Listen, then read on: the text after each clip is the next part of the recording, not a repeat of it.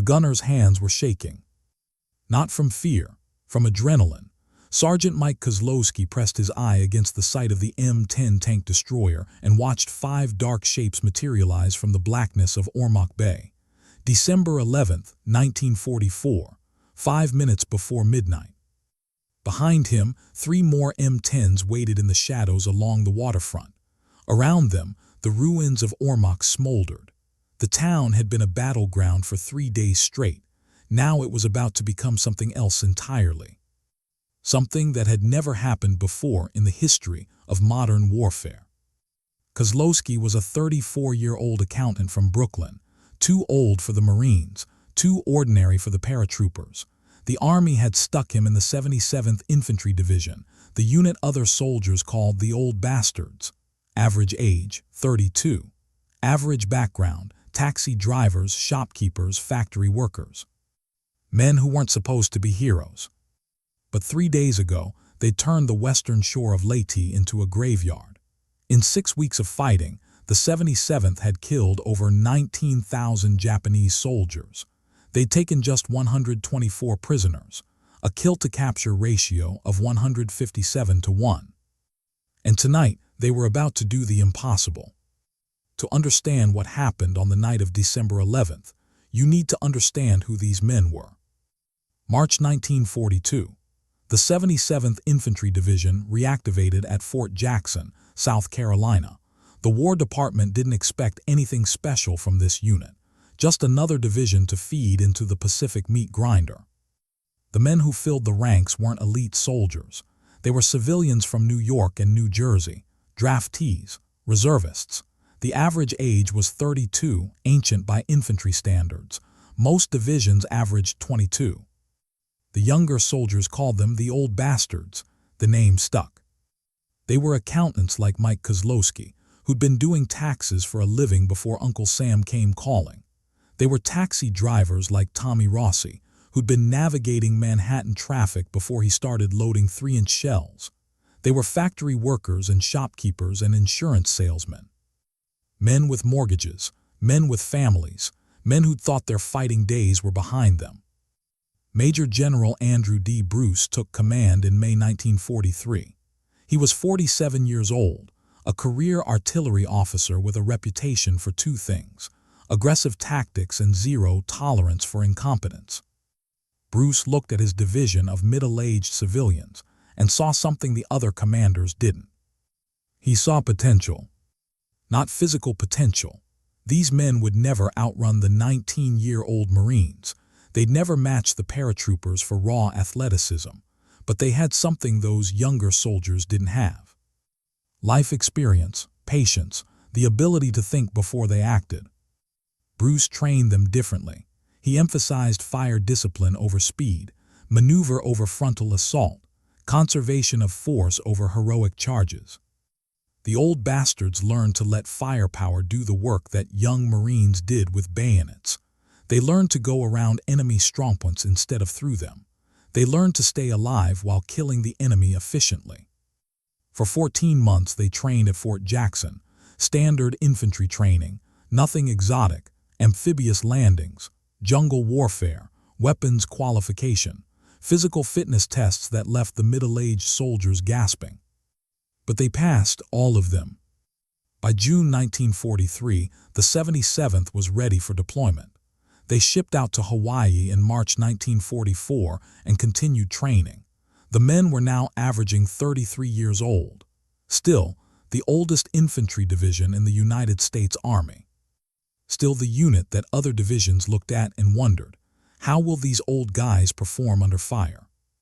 They were about to get their answer. July 21st, 1944. The 77th Infantry Division hit the beaches of Guam as part of Operation Forager. The initial landings were relatively light.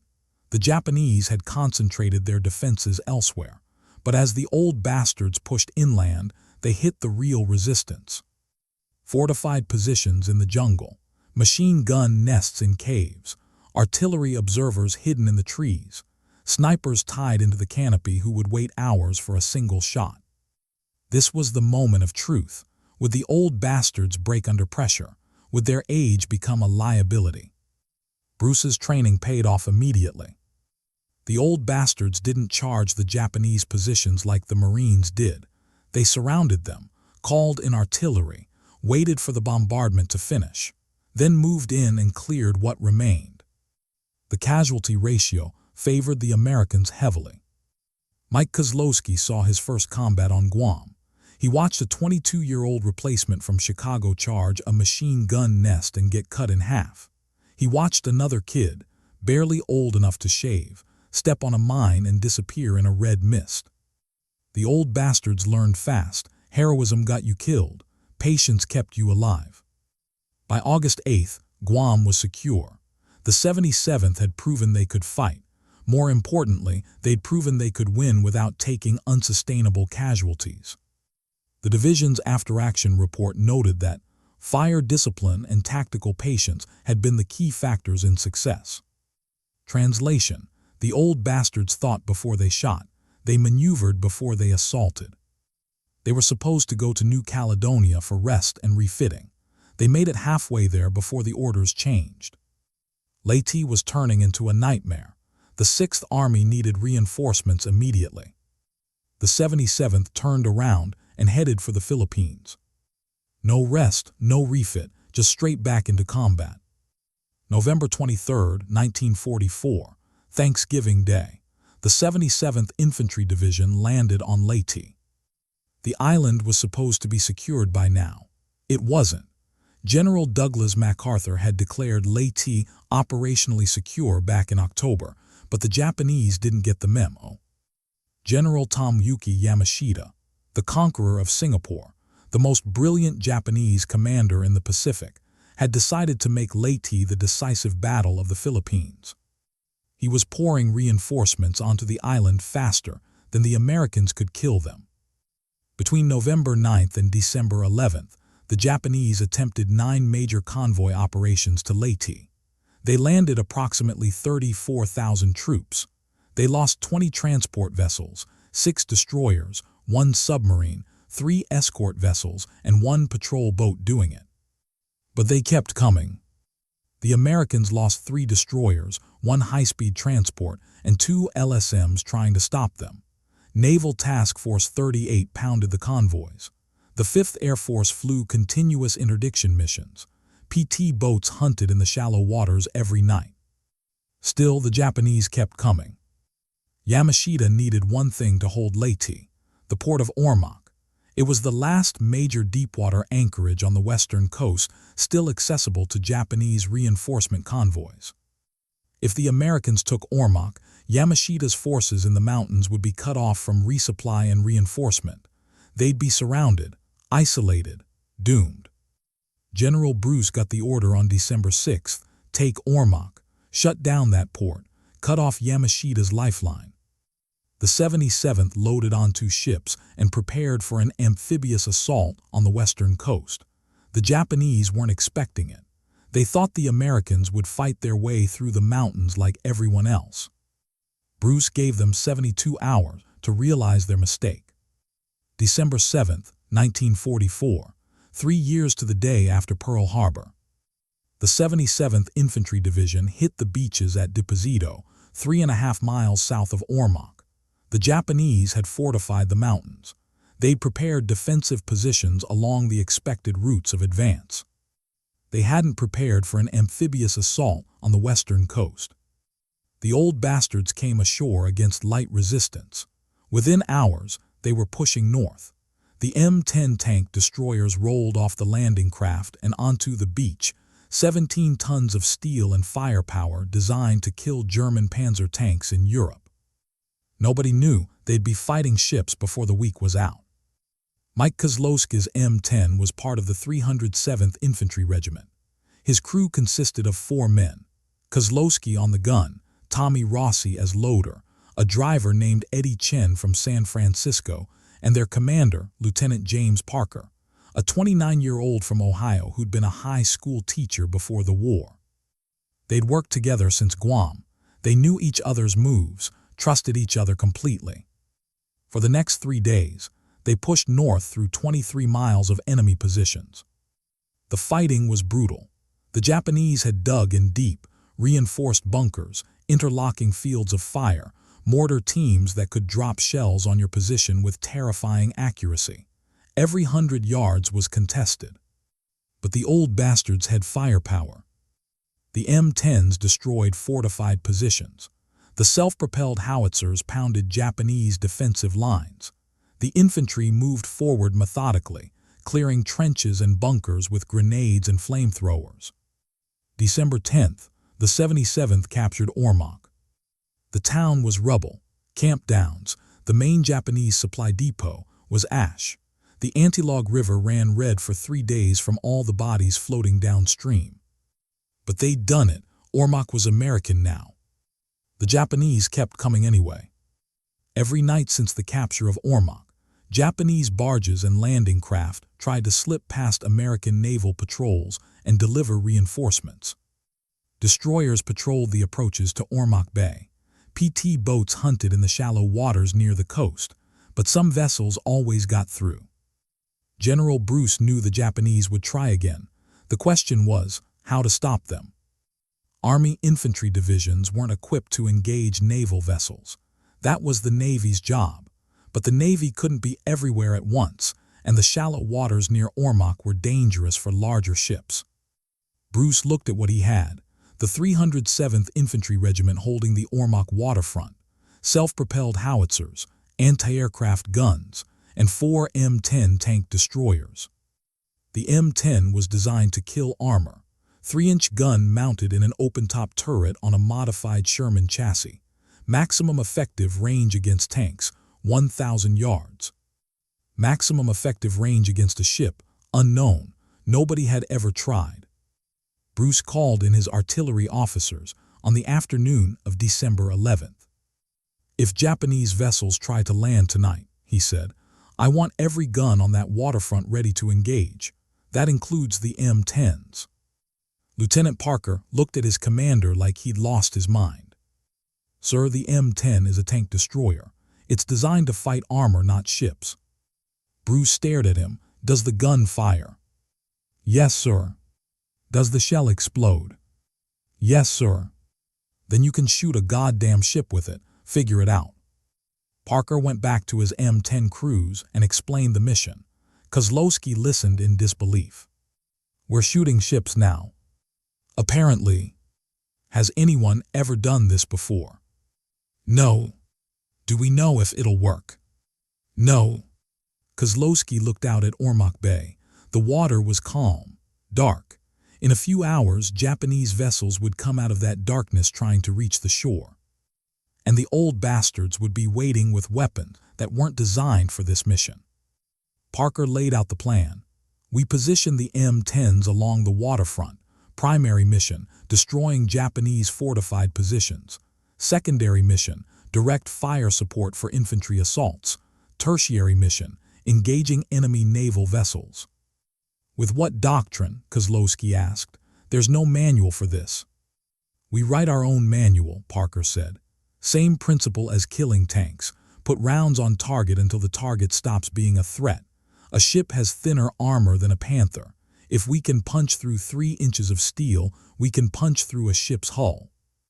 It made sense in theory. Nobody knew if it would work in practice. 11:40 p.m., December 11th, 1944. Kozlowski sat in the gunner's seat of his M10, watching Ormoc Bay. The night was clear, stars overhead, a quarter moon providing just enough light to see the water. Behind him, Tommy Rossi checked their ammunition.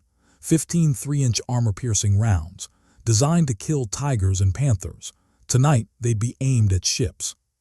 Eddie Chen sat in the driver's position, engine idling, ready to reposition if needed. Lieutenant Parker stood in the open turret, binoculars to his eyes, scanning the northern approaches to the bay. Around them, the 307th Infantry Regiment had established defensive positions all along the waterfront.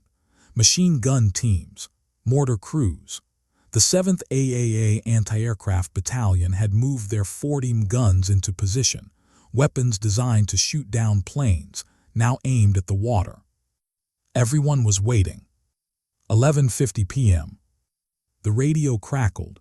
"All units, we have contacts. Multiple vessels approaching from the north. Estimated 5 ships. Range 2,000 yards. Kozlowski felt his heart rate spike. This was it. He pressed his eye to the gun sight and scanned the darkness. At first, nothing. Then there, dark shapes against the darker water, low silhouettes, moving slowly toward shore. "I've got them," he said. "Lead vessel bearing 340 degrees. Range approximately 1,500 yards. Parker confirmed the sighting. "Track them. Wait for illumination. Do not fire until ordered." The shapes grew larger. Kozlowski could make out details now. The lead vessel was big, maybe 200 feet long, an LSD-type landing ship. Behind it, smaller craft, barges probably. They were heading for the beach northwest of Ormoc, where Japanese troops still held defensive positions in the hills. 11:55 p.m. The dark shapes were less than 1,000 yards from shore now, close enough that Kozlowski could estimate the range with reasonable accuracy. 970 yards to the lead vessel. His hands started shaking, not from fear, from adrenaline, from the knowledge that in a few minutes he'd be doing something no gunner had ever done before. Parker's voice came over the intercom. "Load armor-piercing." Rossi slammed around into the breach. "Up."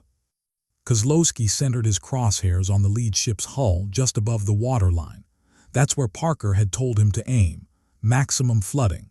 Same principle as shooting a tank. Hit the weakest point and let physics do the rest. 11:58 p.m. 2 minutes to midnight. The Japanese vessels were 900 yards out. Kozlowski could see movement on the deck of the lead ship, troops preparing to disembark, equipment being staged. They had no idea what was waiting for them on shore. Parker's voice, "All guns stand by." Kozlowski took a breath, held it, kept the crosshairs steady on the target. Somewhere behind him, an infantry mortar crew was preparing an illumination round. 60. White phosphorus. It would turn night into day for 30 seconds.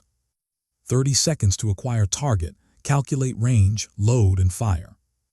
That's all they'd have. 11:59 p.m. 1 minute to midnight. The radio crackled one last time. "All units, prepare to engage on my command." Kozlowski's finger rested on the firing trigger. The crosshairs were steady on the ship's hull. Range, 970 yards. Wind, negligible. Target, stationary, beaching itself. Perfect shot. 30 seconds. 20 seconds. 10 seconds. Midnight. The flare went up. The 60 illumination round climbed 300 feet into the night sky and burst into brilliant white phosphorus light. Suddenly, Ormoc Bay was bright as day. And there it was. The Japanese transport sat in perfect silhouette, designation transport number 159, length approximately 200 feet, displacement 800 tons. It had already beached itself northwest of Ormoc and was unloading troops down ramps at bow and stern. Dark figures moved against the white sand. Heavy equipment rolled off the deck. The Japanese were bringing tanks. "Fire," Parker shouted. Kozlowski squeezed the trigger. The M10 bucked backward as the 3-inch gun roared. The recoil threw the entire 17-ton chassis back 6 inches. The muzzle flash lit up the waterfront like lightning. The armor-piercing round crossed Ormoc Bay in 1.2 seconds. Muzzle velocity, 2,600 feet per second. The shell was designed to penetrate 3 inches of steel armor at 1,000 yards. Transport number 159 had hull plating less than 1 inch thick. The round punched through the ship's starboard side, just above the waterline like it wasn't even there. Then it kept going. Through the hull, through the cargo hold, through equipment and supplies and maybe soldiers who were in the wrong place at the wrong moment, all the way across to the port bulkhead where it finally detonated. The explosion tore a hole the size of a truck in the ship's side. Water poured into the cargo hold at approximately 2,000 gallons per minute. The vessel listed 7 degrees to starboard immediately. "Hit, direct hit," Rossi was shouting, already pulling another round from the rack. Japanese troops on the ramp stopped unloading. Troops still inside the hold scrambled for the exits. The ship's crew attempted to assess damage. But there was no fixing this. The hole was too big, the flooding too fast. Kozlowski watched through his sight as the ship began to settle into the sand. The stern dropped 3 feet. Water was now visible inside the cargo hold through the hole he'd created. "Target hit and flooding," he reported, moving to secondary target. Parker was already scanning for the next ship. Second transport bearing 350, range 600 yards, engage. 40 seconds after the first flare, another 60 illumination round climbed into the sky. The bay lit up again. Transport number 159 was deeper in the water now, settling into the sand. Troops were abandoning the vessel, wading through chest-deep water toward shore. American machine guns found them there. The water churned white with impacts. But Kozlowski wasn't watching the first ship anymore. The second transport was 600 yards out, still moving toward shore. Around him, every gun along the Ormoc waterfront was swinging toward targets. The self-propelled howitzers opened up first. 105 high-explosive shells, rounds designed to obliterate everything in a 15-yard radius through overpressure and fragmentation. The first shell hit the transport's superstructure. The explosion lit up the night. The second shell hit the deck. The third hit the waterline and opened the hull like a can opener. Kozlowski acquired the target in his sight. The ship was turning now, the captain trying to beach it before the flooding became critical. "Firing," Kozlowski called. The M10 roared again. The round hit the transport below the waterline aft, opening another breach in the hull. The Japanese vessel was taking water from 2 separate holes now. The rate of flooding exceeded any capacity to pump it out. The ship was doomed. But 4 more vessels were still approaching Ormoc from the north. 3 barges and 1 larger transport. The radio crackled. "All guns fire at will." The Ormoc waterfront erupted. What happened next would later be described by naval historians as the most one-sided ship-to-shore engagement of the Pacific War. The 7th AAA Anti-Aircraft Battalion had positioned 6 40 guns along the waterfront. Each gun could fire 120 rounds per minute. The effective range against surface targets was 2,000 yards. The Japanese barges were well inside that range. The 40 crews opened fire at 12:22 a.m. The first barge disintegrated. 40 rounds are explosive. They detonate on impact. When 50 explosive rounds hit a wooden barge in 12 seconds, the barge ceases to exist as a functional vessel. It becomes floating wreckage and body parts. Kozlowski saw it through his gun sight, the barge literally coming apart like balsa wood under a hammer, planks flying through the air, bodies tumbling into the water, fire spreading across the surface of the bay as fuel tanks ruptured. Survivors in the water numbered less than 10. The second barge tried to turn away. The helmsman put the rudder hard over and attempted to retreat into deeper water. Parker was already tracking it. Left barge, range 800 yards, fire. Kozlowski swung the gun left, acquired the target. The barge was moving fast now, wake streaming behind it. He led the target slightly, compensating for the movement. Fired. The 3-inch round hit the barge amidships and broke it in half. Both sections sank in less than 30 seconds. Japanese troops thrashed in the oil-slicked water. The machine gun teams found them there. The water churned red. "Third barge dead ahead," Parker shouted. "Range 400 yards." This one was making a desperate run for the beach. The captain had pushed the throttle to maximum, ignoring the fire from American positions. 50 caliber rounds punched through the wooden hull. Mortar shells detonated in the water around it. The barge grounded in 3 feet of water, 70 yards from shore. Japanese troops poured over the sides and waded toward the beach. They made it 15 yards before the machine guns cut them down.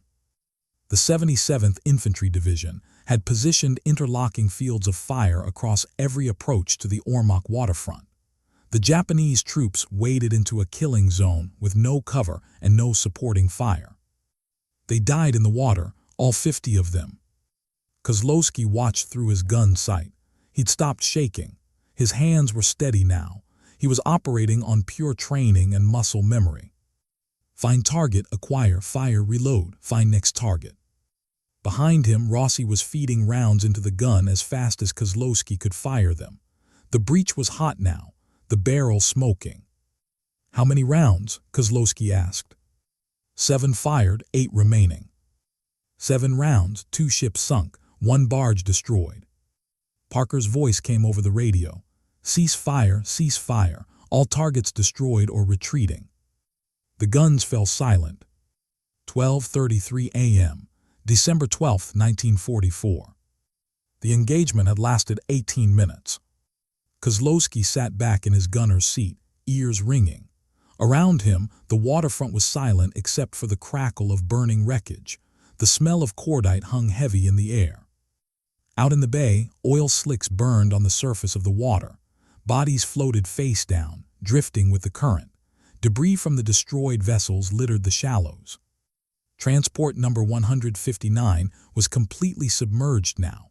Only the superstructure remained above water, a ghostly silhouette in the dying light of the last flare. Parker climbed out of the turret and jumped down to the ground. His face was streaked with powder residue. His hands were shaking slightly, the adrenaline finally wearing off. "Good shooting," he said to Kozlowski.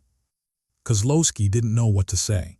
He just sunk 2 ships with a tank destroyer, something that had never been done before, something that probably would never be done again. "Did we really just do that?" Rossi asked. "Yeah," Parker said, "we really did." Around them, the other M10 crews were climbing out of their vehicles. The infantry was standing down from defensive positions. The 40-gun crews were reloading, preparing for the next attack. Because everyone knew the Japanese would try again. General Bruce arrived at the waterfront 20 minutes later. He'd watched the engagement from his command post 300 yards inland. Now he walked along the shore, looking out at the burning wreckage in the bay. He found Parker and Kozlowski standing by their M10. "Report," Bruce said. Parker snapped to attention. 5 enemy vessels engaged and destroyed, sir. Estimated enemy casualties, 750 troops. American casualties, 0. My crew expended 7 3-inch rounds. Bruce looked at the M10, then at the bay, then back at Parker. 7 rounds, 2 ships. Yes, sir. Bruce nodded slowly. The Navy is going to be pissed when they hear about this. It was the closest thing to a compliment any of them had ever heard from the general. 1:00 a.m., December 12, 1944. While Kozlowski and his crew cleaned their gun and reloaded ammunition, intelligence officers at 24th Corps headquarters were listening to Japanese radio transmissions. They were frantic. The Japanese commanders on Leyte had been monitoring the convoy from shore. They'd watched 5 vessels approach Ormoc. They'd watched all 5 get destroyed before they could unload their troops. Now they were trying to figure out what had happened. The radio intercepts were translated in real time. Transport 159 has been hit by naval gunfire. The vessel is sinking. Second transport taking heavy fire. Multiple hits. We are abandoning ship. All barges destroyed. No survivors visible. Ormoc Bay is under concentrated artillery fire. Request air support at first light. What the Japanese didn't understand, what they couldn't understand, was that there were no naval guns firing at them. They'd been destroyed by an infantry division, by tank destroyers, by weapons that weren't supposed to fight ships. The intelligence officer who translated the intercepts brought them to General Bruce at 2:00 a.m. Bruce read through them and smiled. It was a cold smile, a satisfied smile. "They think it was the Navy," he said. "Should we correct them, sir?" "Hell no, let them think whatever they want. As long as they stop sending ships to Ormoc, I don't care what they think sank them." The strategic implications were immediate and enormous.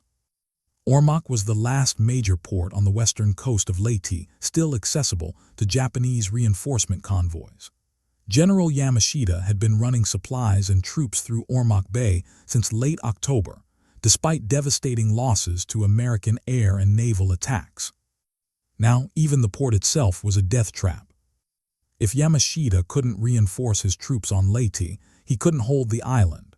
The battle he'd planned to make decisive would become a slow strangulation instead. The Japanese forces remaining in the mountains would be cut off from resupply.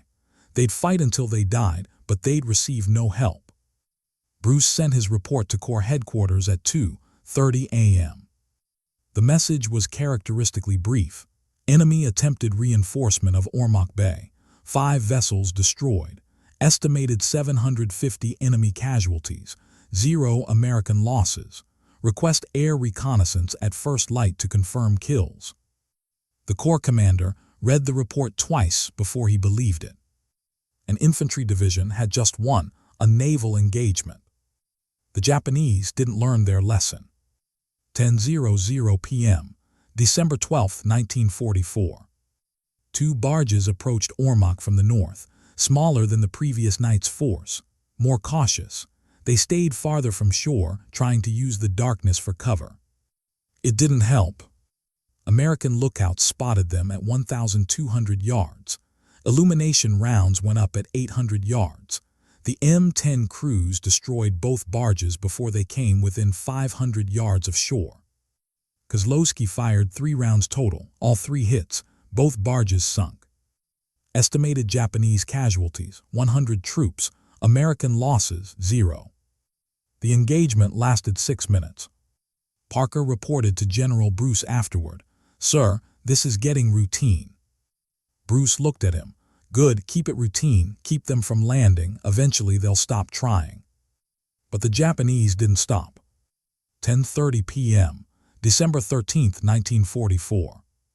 The radio crackled. "All units, multiple contacts approaching from north. Count is 4 vessels, 1 large transport, 3 escort barges." Kozlowski was already in position. He'd been in position since sunset. They all had. The transport was larger than number 159, maybe 900 tons displacement. Intelligence estimated it carried 400 troops and heavy equipment. The Japanese were making one more major push to reinforce Ormoc. 11:00 p.m., the vessels entered range. Illumination rounds went up. The bay lit up like daylight. And the American guns opened up with everything they had. The M10s fired first. Kozlowski put a round through the transport's bow. The shell penetrated the forward hold and detonated among troops packed for landing.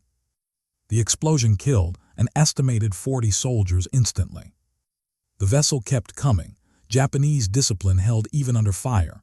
The captain maintained course toward shore. The self-propelled howitzers fired next. 105 high-explosive shells rained down on the transport. The first hit the superstructure. The second hit the deck. The third hit the waterline.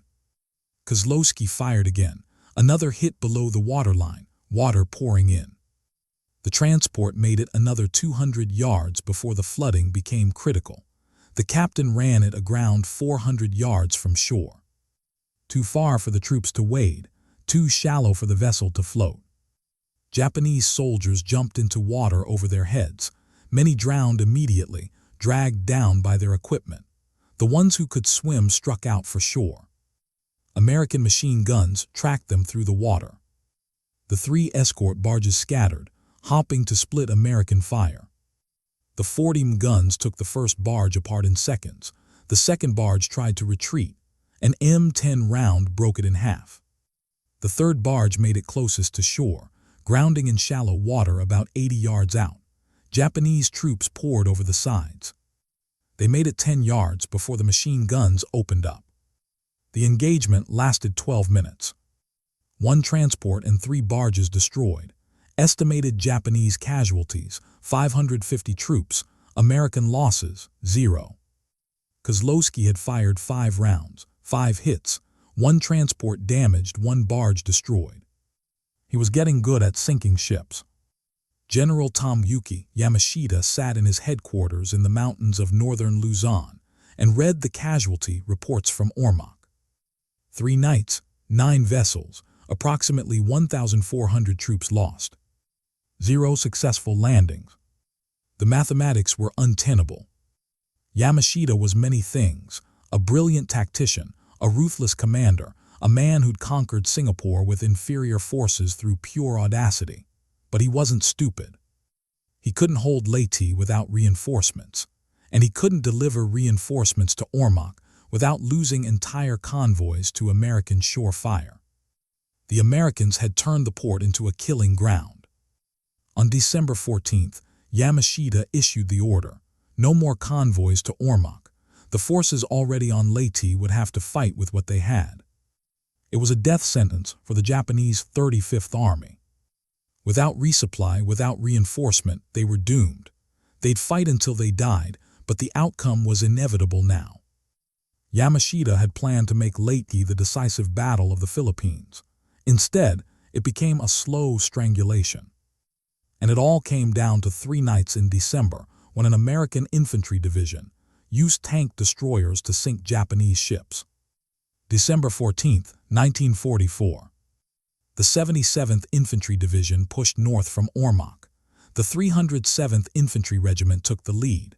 Colonel Aubrey Newman commanded, 43 years old, career infantry officer, veteran of Guam. He'd watched his regiment destroy Japanese vessels from shore. Now he was taking them into the mountains to destroy what remained of the Japanese 35th Army. The old bastards moved through Kagan on December 15th, through Valencia on December 21st. The Japanese 1st Division tried to hold the Libonga Road junction. The 77th went around them through terrain the Japanese considered impassable. The fighting was brutal: close quarters combat in the jungle, machine gun nests in caves, mortar teams that could drop shells with pinpoint accuracy, snipers everywhere. But the old bastards had learned their lessons. They used firepower, they maneuvered, they stayed alive while killing the enemy efficiently. The M10s went with them. Kozlowski's crew destroyed fortified positions, knocked out Japanese artillery, provided direct fire support for infantry assaults. Everything tank destroyers were designed to do. But they never sank another ship. The opportunity never came again. December 25th, Christmas Day. The 77th made contact with the 1st Cavalry Division coming south.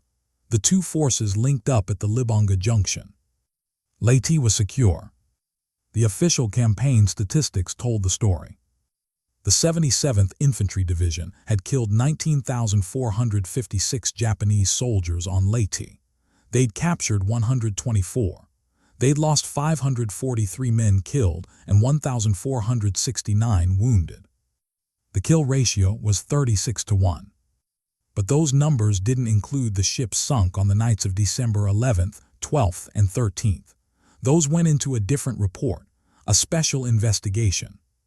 Because what had happened at Ormoc had never happened before in the history of warfare.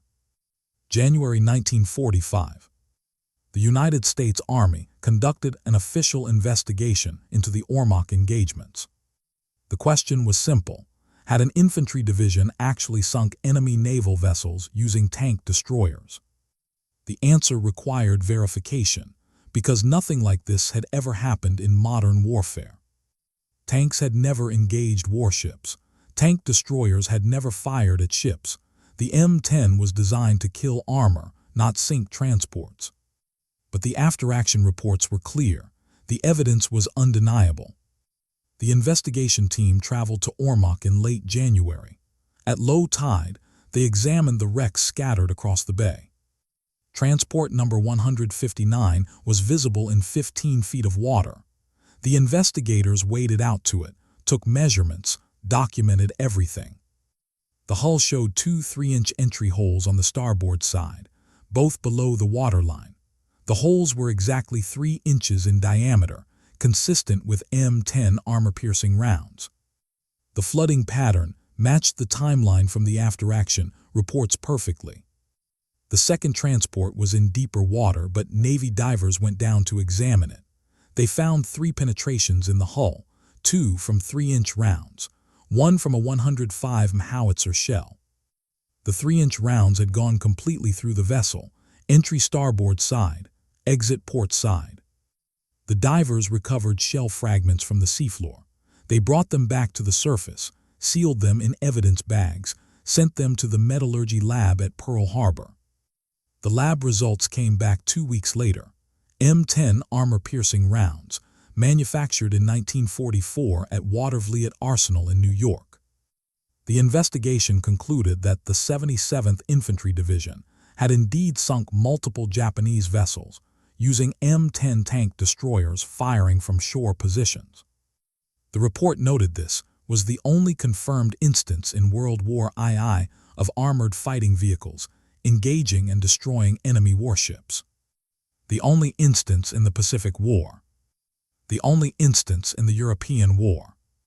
The only instance in the entire global conflict. The Germans had never done it. They'd used coastal artillery, naval guns, even submarines against Allied shipping, but never tanks, never tank destroyers. The Soviets had never done it. Despite having thousands of tanks and tank destroyers on the Eastern Front, they'd never engaged enemy ships with them. The British had never done it.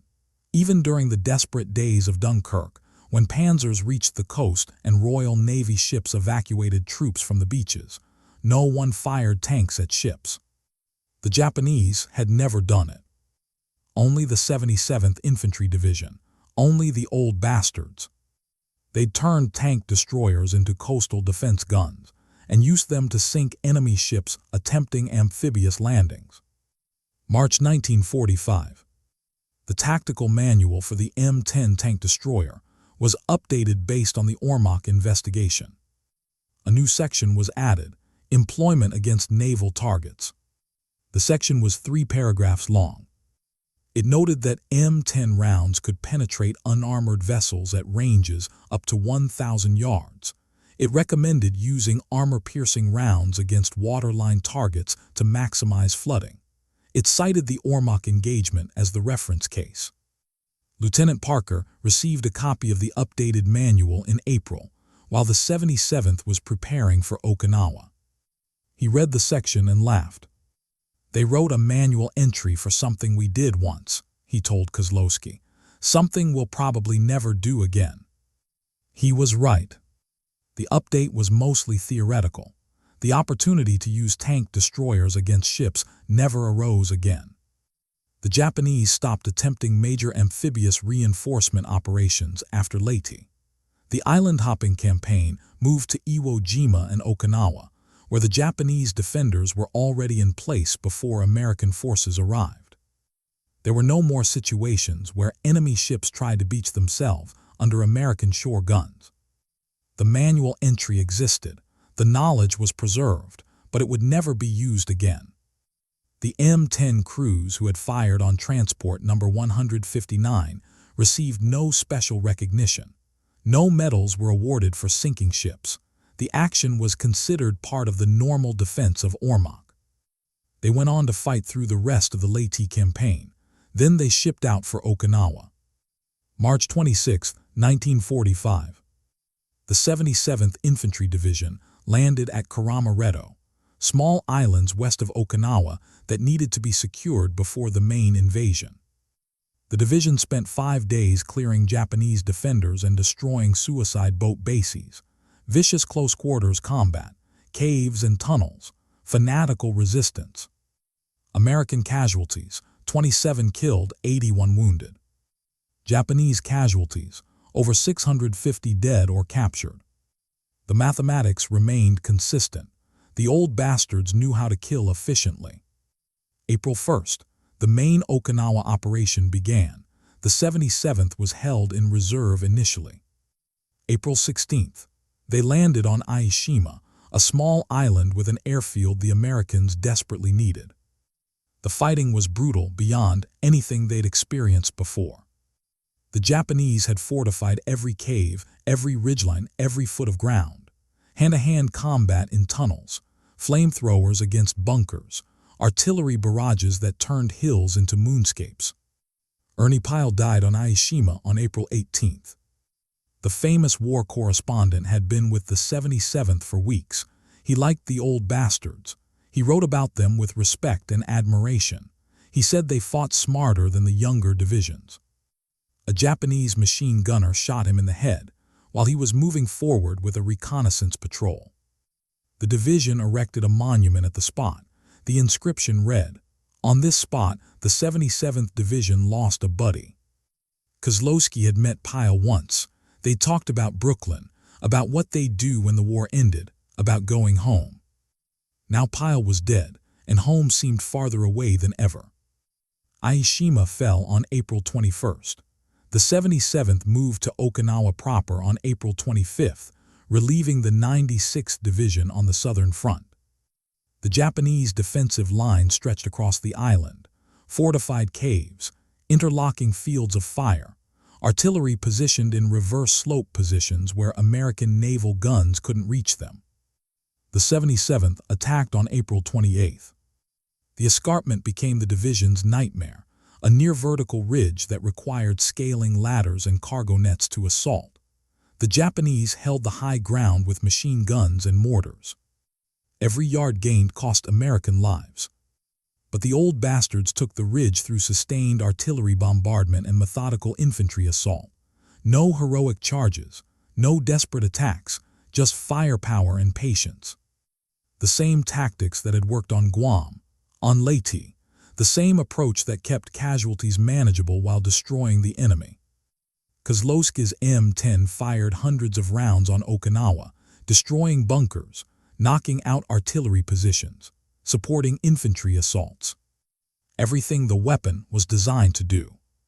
But never ships, the opportunity never came again. The division drove to Shuri in conjunction with the 1st Marine Division. They occupied the ruins on May 31st. The Japanese had already withdrawn to their final defensive positions in the south. The 77th continued attacking through June, sealing cave positions, clearing ridgelines. By the end of June, Okinawa was secure. The old bastards moved to Cebu in the Philippines in July to prepare for the invasion of Japan, Operation Downfall. The invasion that would dwarf D-Day. The invasion that was expected to cost millions of lives on both sides. They trained, they prepared, they waited.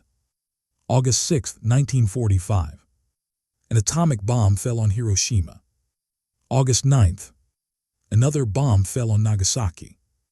August 15th. Japan surrendered. The 77th Infantry Division never invaded the home islands. They occupied Hokkaido instead, peaceful occupation, no combat. The old bastards had fought their last battle on Okinawa. The war was over. The 77th Infantry Division was deactivated on March 15, 1946, in Japan. Final statistics for World War II. Approximately 44,000 enemy killed. 488 prisoners captured, a capture rate of 0.8%, the lowest in the Pacific War. 2,140 American soldiers killed in action. Over 7,000 wounded. 200 days of sustained combat across 3 campaigns. The old bastards had lived up to their reputation. They took minimal prisoners. They gave no quarter. They killed the enemy efficiently. And most of them went home. Kozlowski returned to Brooklyn in April 1946. He went back to his accounting job, back to his life. He married his girlfriend, Sarah, who'd waited for him through 3 years of war. They had 2 kids, a boy and a girl. He never talked about the war. When his kids asked, he said he'd done his job and come home. That was all. His Bronze Star sat in a drawer, rarely looked at. The citation mentioned exceptional performance during the defense of Ormoc and engaging enemy naval vessels with tank destroyer fire. His children never understood what that meant. He never explained it. Tommy Rossi went back to driving a cab in Manhattan. Eddie Chen opened a restaurant in San Francisco. Lieutenant Parker went back to teaching high school in Ohio. Most of the old bastards were the same way. They came home and resumed their lives. They had families. They had jobs. They had futures to build. The war was something they'd survived, not something they wanted to relive. The division reunions happened every year in New York. The Old Bastards Club met at their headquarters on East 39th Street. They talked about Guam and Leyte and Okinawa in language their families never heard. They remembered names that hadn't been spoken in decades. They raised glasses to the 2,140 who never came home. But even at the reunions, nobody talked much about sinking ships. It was just another engagement in a year of continuous combat. Just another night when they'd used the weapons available to kill the enemy threatening their position. The M10 crews had fired 15 rounds and sunk 5 vessels. Then they'd moved on to the next mission. The last surviving crew member of the M10, that sank transport number 159, died in 2003. His name was Robert Henderson. He'd been the driver, Eddie Chen, in our story, though that name was fictionalized for narrative purposes. Henderson was 84 years old when he died. He'd never spoken publicly about the night of December 11th. When his family asked about the war, he said he'd done his job and come home. That was all. Henderson's grandson found his service records after he died. Bronze Star, Purple Heart, campaign ribbons for Guam, Leyte, and Okinawa, a citation for exceptional performance during the defense of Ormoc. The citation mentioned engaging enemy naval vessels with tank destroyer fire. The grandson had never heard that story. Henderson had never told it. The historical significance took decades to emerge. Military historians studying the Pacific War eventually noticed the Ormoc engagement buried in after-action reports. They realized it was unique. They confirmed it was the only time in World War II that armored fighting vehicles had engaged and destroyed enemy warships from shore positions. They wrote papers about it, academic journals, historical analyses. They included it in studies of combined arms warfare. They noted it as an example of tactical flexibility under fire. But the papers and analyses never captured what it meant to the men who were there. The cold mathematics of 15 rounds destroying 5 ships. The illumination, flares turning night into day. The Japanese soldiers dying in the water, while the old bastards fired from prepared positions on shore. The absolute certainty that this was the job and they were going to do it, regardless of what the manual said. That certainty defined the 77th Infantry Division. They were too old, they were too slow, they weren't supposed to be elite soldiers. But they killed 44,000 enemy troops and took fewer than 500 prisoners because they understood one fundamental principle. Use every weapon available, maximize firepower, minimize risk, complete the mission. The M10 tank destroyer was designed to kill German armor in France. The 77th used it to sink Japanese ships in the Philippines. Nobody had trained them for that mission. Nobody had written the manual for that engagement. But when transport number 159 tried to land troops at Ormoc, the M10 crews put rounds through the hull and sent it to the bottom. Because that was the job. Today, the night of December 11, 1944, exists only in after-action reports and declassified documents that almost nobody reads. The men who were there are gone, all of them. The M10s were scrapped decades ago, melted down, recycled, turned into cars and refrigerators and building materials. Transport number 159 still sits on the bottom of Ormoc Bay, 15 feet of water, 80 years of silt. The hole in the starboard side is still there, though you'd need diving equipment to see it. The ship has become an artificial reef. Fish swim through the cargo hold where Japanese soldiers once prepared for landing. Coral grows on the superstructure. The bay is peaceful now, beautiful. No one would ever know it was once a killing ground. But it happened. American tank destroyers sank Japanese warships. Once, on one night, in one place. It never happened before. It never happened again. The Old Bastards, Accountants and taxi drivers and factory workers who were too old for the Marines proved something that night. They proved that ordinary men can do extraordinary things when the mission demands it. They proved that following the manual isn't always the answer. Sometimes you have to improvise. Sometimes you have to use what you have, even if it wasn't designed for the job. Sometimes you have to fire a tank destroyer at a warship and trust your training. And sometimes, just sometimes, that's enough to change history. Mike Kozlowski never thought of himself as a hero. None of them did. They were just doing their job. But their job, on one night in December 1944, involved doing something that had never been done before and would never be done again. They sank ships with tank destroyers. And then they went back to war. If this story moved you the way it moved us, we need you to do something right now. Hit that like button. I'm serious. Every single like tells YouTube's algorithm to share this story with more people. These men, the old bastards of the 77th Infantry Division, deserve to be remembered, and you're helping make that happen with one simple click. Subscribe to World War II Ember and turn on notifications. We're diving into the archives every single week to bring you forgotten stories like this one. Real soldiers, real battles, real heroism that changed the course of history but somehow slipped through the cracks of memory. These aren't the famous stories. These aren't D-Day or Iwo Jima or the stories everyone knows. These are the forgotten moments, the impossible victories, the times when ordinary people did extraordinary things and then went home and never talked about it. And here's the thing, if we don't tell these stories, they disappear forever. Drop a comment right now. Tell us where you're watching from: United States, United Kingdom, Canada, Australia, Germany, Japan.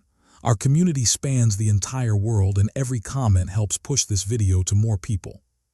Did someone in your family serve in World War II? Tell us about them. Share their name, their unit, their story. This comment section is a memorial to all of them. Were you surprised that tank destroyers could sink ships? Did you know about the 77th Infantry Division before this video? Let us know what you learned. Your engagement, your likes, your comments, your shares, that's what keeps these stories alive. The old bastards fought impossible battles so we could live in freedom. They turned tank destroyers into ship killers because the mission required it. They killed 44,000 enemy soldiers and lost 2,140 of their own men. The absolute least we can do is remember their names and tell their stories. So hit that like button right now, subscribe, comment, share this video with someone who loves history. Because these men deserve more than silence. They deserve to be remembered. Thank you for watching. Thank you for caring about history. And thank you for making sure the 77th Infantry Division doesn't disappear into the fog of time. We'll see you in the next one. And trust me, we've got more incredible stories waiting for you.